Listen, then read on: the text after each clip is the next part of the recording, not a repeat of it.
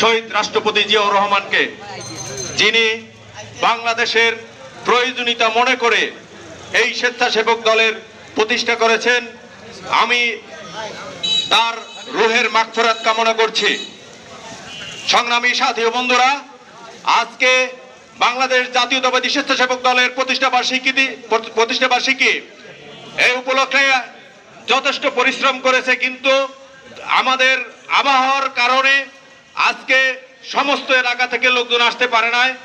এটা যারা আয়োজন করছে তাদের পরিশ্রমের কোনো বিষয় না, মানে পরিশ্রমের কোনো ত্রুটি ছিল না যতটুকু জানি। আপনারা জানেন যে স্বেচ্ছাসেবক দলের বিভিন্ন প্রতিষ্ঠা বার্ষিকীতে প্রোগ্রামে অসংখ্য লোক হয়, যার জন্য আবহাওয়ার কারণে হয় নাই। এজন্য সবার কাছে আমার বিনীত অনুরোধ, এই কমিটির সময় আমি যদি কারোর সাথে কোনো অন্যায় করে থাকি, কারো